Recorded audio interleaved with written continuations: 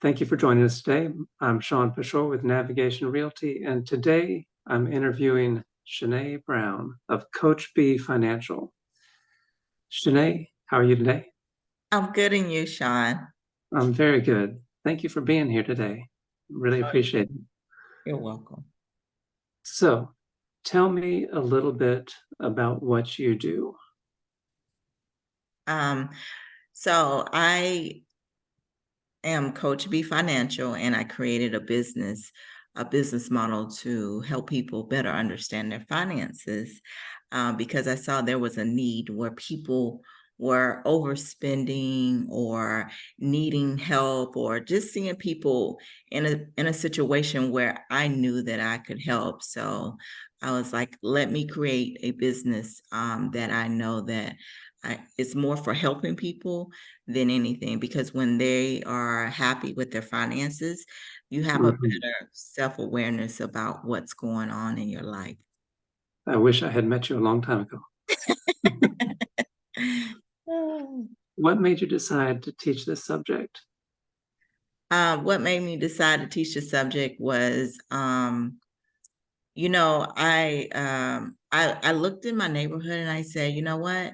There's people in this neighborhood that could help other people grow, and no one's helping anyone. No one's telling anyone how to do something to better themselves, to better their lives, to better their finances.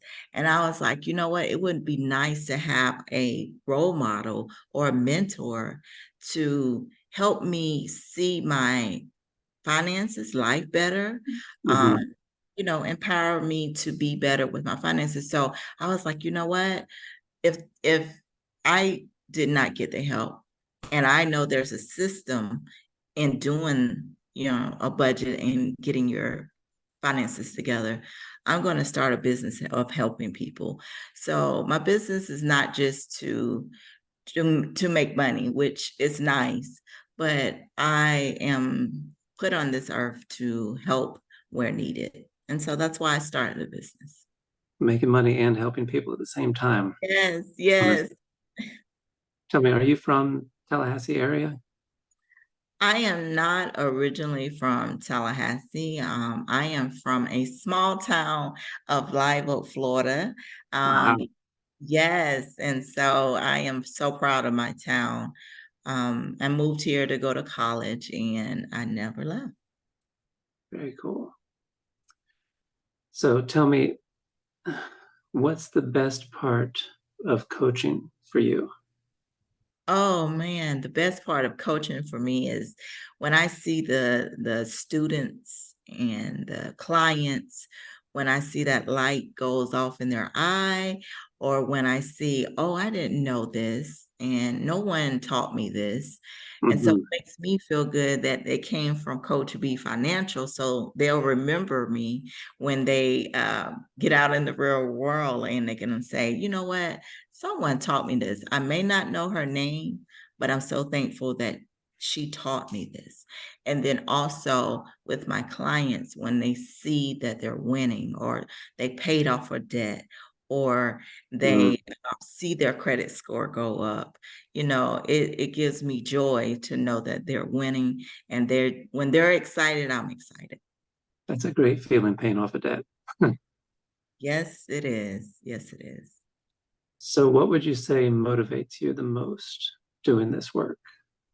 Oh man. So it's amazing when I get on the phone with clients. I may be a little bit tired, but I mean, I wake up and I'm just Hmm. excited, and it's just a passion of mine because, I know that I'm helping someone. And then if they follow what I'm giving them, they're going to see results, and results are a big part of what I drive for them to see. So Mhm. love seeing them have the results, and also the students. They just bring me joy. And so I know that they need this before they hit the world, the real world. Definitely. Um, do you have any specific examples, like some of the most exciting things you've seen from from your students, from your coaching clients? Yes. We did, I spoke about net worth, uh, Hmm. and they didn't even know what that meant. They were like, oh, that's for celebrities. And I was like, no, you can have a net worth. And so they was like, I can. I was like, yes. So I went over what a net worth looks like. And I have rental properties. So I had them go on Zillow and pull up one of my rental properties address. And Hmm. I told them how much I paid for it and how much it's worth today. Now I know Zillow is not as accurate as we want it to be, but it's okay. You can take 50,000 off or whatever. And they saw the big difference of Hmm. buying a home in 2019 and what it looks like in 2023, and they could not believe it. So that's my goal, is be an example and pass that example on so they can see that it's possible. That is awesome. What are some of your goals for the next year? What would you like to see come out of it? Oh, with Coach B, I'm looking to grow every day. In the next couple years, I want to be able to travel and, empower as many people as I can. My goals are to touch and educate more and more each day, and also to grow my knowledge so I can spread how much important finances are. I'm Hmm. looking to go into schools. I'm looking to not just be locally going into schools, but pass along as much information as I can so the kids can definitely be educated once they reach the real world. Because what we're finding out, no one is educating us. And I hear this all the time. Hmm. I wish someone would have taught me this in school. And I I felt have the same way. Yes, yes, and I have clients in their 20s, and they'll say, I took this class, but I didn't pay attention like I should have, and, now they like, "Thank you for being helpful and being with me, to guide me," and so when I get that, that pushes me to keep pushing towards the goals that, Hmm. I know I can't touch everyone, and I know everyone is not gonna listen, but for the ones that will, I'm looking to increase my fan base, my Hmm. platform to get as many clients as want to be educated. So that's truly a goal. So of mine. Sometimes I That can would be get in my beautiful. own way. That would be beautiful. Um, and then also Um, marketing myself. what I'm not have been your big greatest? about really telling what I do.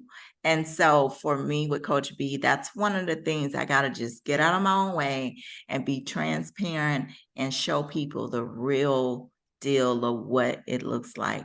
There's no one that's perfect, Yeah. but I know that if I can just get out and keep pushing and keep pushing and keep pushing, that my challenges would not be such a challenge. But yeah, marketing is big for me.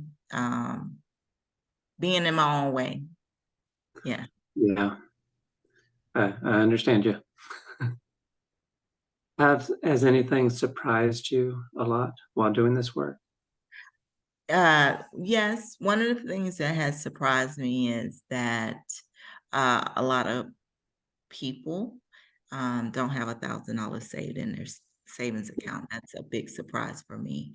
Yeah. But I used to be in that situation, so that's why I'm here to help. Another surprise to me is it takes more than one income uh, to live in this world today. I say if you're single, you need multiple streams, at least two, and if you're married, you need four. Because if you think about it, right, I look at it as I do budgets and just seeing people overspending, it's Mhm. because we can't afford what we're really doing. We're just doing. Mhm. So, those are some of the things I've noticed is not enough savings in the savings account for emergency fund, and also needing more multiple streams of income to live the life you want to live. Yeah. What's been your most positive experience doing this work? Like I said, seeing the people win, knowing that I'm doing what I'm supposed to be doing, it feels so good to know that this is what I'm supposed to do, and it gives me a positive light. I believe in positivity, what you feel and think. I wake up every morning thinking positive every day, even if my day is going bad. You still got to fight through and keep it positive. At school, when I see the kids, um, I try to be as positive as I can about educating them. You will have downfalls, there will be negatives, but how can I turn that negative around into a positive? Mhm. So I'm always trying to shine a light on positivity because that's what makes the world better. That's what makes you better. And I mean, that's what makes you feel better about yourself. Positivity is, oh, that is such a big thing for me. Makes every day better. Yes, yes. What kind of changes would you want to see in our education system? So I know they're trying to bring in financial literacy to classes now, but I know it needs to be pushed even harder. And it needs to be a mandatory class, almost ninth grade, 10th grade, 11th grade, 12th grade, because once it's taught one time, sometimes you may not catch it, but if it's Mhm. taught not even just high school. I think you should start in elementary because when you start in elementary, they tend to catch it or learn it or want to learn it a little bit more. So that by the time they're in middle and high, you're not trying to start off teaching it. Um, I And to give think, them a positive, to give them a positive yes. experience with it that Yes, young. yes, and you can start young. Perfect example, I have two sons, and one was younger, and the other one's probably in middle school. And my younger son, um, he's in high school now, and he's a saver because he started in elementary. Um, Mhm. he actually invests. We make sure he invests his money. We used to ask, okay, how much do you want to keep out of the money that you receive, maybe from birthdays or mowing the lawn or whatever, or just whenever you receive money or Christmas. And we started young. And now that he's in a high school, I don't have to even ask.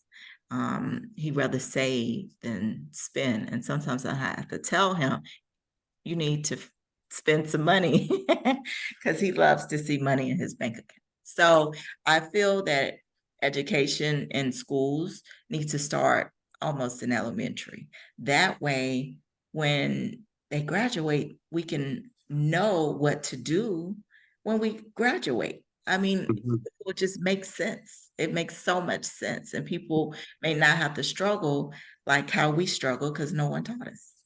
Yeah. I just heard something about Warren Buffett, and they were talking about when he earned most of his money. And I didn't realize he started investing, I think, around age 10. And Mm, he just kept it up in his entire lifetime. So he's the thing I was listening to, it said that he made most of his money after age 65, like more than three-quarters of it because of just of compound interest. correct. Yes. You know, That was really funny. if we can understand compound interest, it would be a game changer for Yeah. a lot of people. And when the younger you start, the less you have to put in instead of waiting till you're older, because then you're trying to catch up. It's crazy, but it's all about time. Yep. All right, I'm going to change the subject on you a little bit. How long have you lived in the Tallahassee area? 27 years. That's a while. Yes, yes. What do you love most about the North Florida area? That it used to be calm. It still is. The city life, like the major cities, they're too fast paced. The traffic is crazy. It's a lot of chaos. And so here, it traffic sometimes feel heavy, but when you go to a bigger city, you're like, oh, it's not that bad. And then also I've been able to raise my kids here. So it's, and, marry the man of my dreams. So it's been a good thing. And instead of, um, when I was younger, I wanted to move, because Mhm. when you're younger, you're like, you want the fast pace. But then, when you get a little bit older, you want it to slow down a little bit for you. So, yeah. Yeah. Do you have any favorite restaurants you could recommend? I'm a big fan of Harry's. I love me some Harry's. Um, I also like Chinese food. I got the opportunity to go to Japan, so I like Japan food too. So, um, Nice. but I'm not. I tend to eat home a lot, so I don't really explore too many restaurants. But if Just I head back do, to your favorites.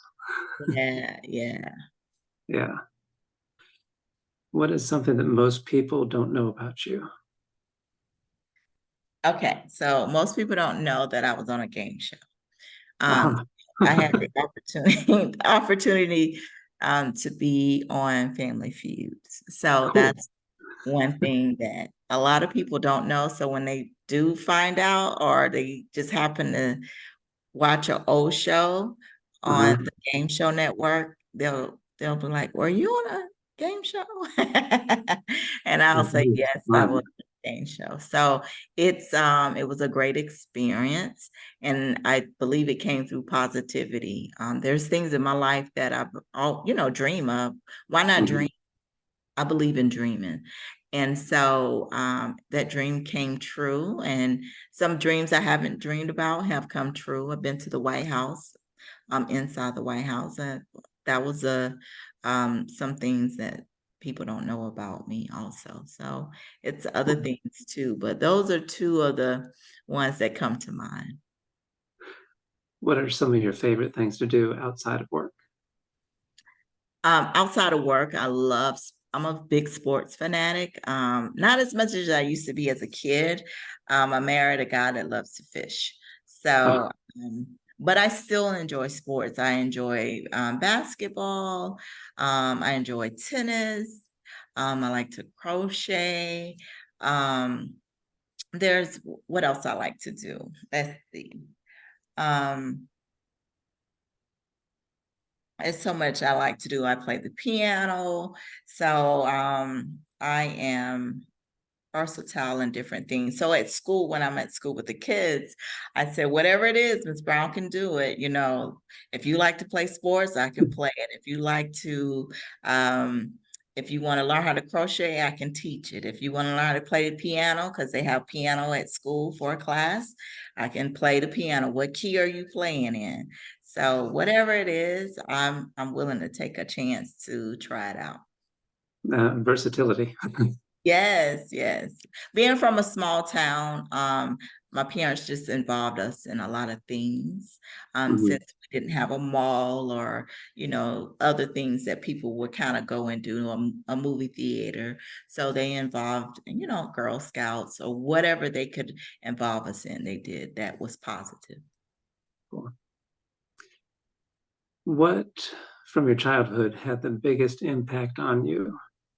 And I guess who from your childhood had the biggest impact on you? And what did that person teach you? Oh, great question. So many people from my community back home had a huge impact on my life. My neighbors, surrounded by neighbors that believed in you doing well, you doing good in school, Mhm. discipline, structure. Um, I had a nana. I had a Aunt Lizzie. I had Miss Anderson. I had my grandmother. I had my parents, um, church people. My dad's a preacher, so everybody Mhm. stayed on you. Everybody, and it felt hard, but now as that I'm older and I'm grown, I actually understand it. At Mhm. the time, it's like you can't be treating people like this, or you can't expect this out of people. But all they wanted us is to do well. They were training us to do well in school, and you give your best at everything you do. You put your best foot forward, you be respectful, you have manners, you follow instructions, you follow directions. And so I'm so grateful for my neighborhood, my community. Uh, and they were not even related to me. My Nana, my Aunt Lizzie, Miss Anderson. Mhm. But they were a huge impact in my life. My Nana was such a great inspiration, and I couldn't understand it when I was young, but I thanked her when I got older. And my Mhm. neighbor, Miss Anderson, taught me how to crochet. She had no kids, and so I was like her daughter. My Aunt Lizzie just was there for us all the time. She had no daughters, no kids, so she Mhm. would love to buy me beautiful dresses. That's wonderful. Well, Shanae, it has been lovely getting to know you better. I thank you for coming on and being on my interview. Um, I'm gonna put notes below of where people can contact you, and just really thank you for being with me today. Sean, thank you for having me today. This was such a great pleasure of hanging out with you and talking to you, and I look forward to seeing you and maybe working with you again. That'd be great. And if anybody has any suggestions of people that you'd like me to interview and people in the community you'd like to lift up, I would appreciate it if you make a comment below. Thank you.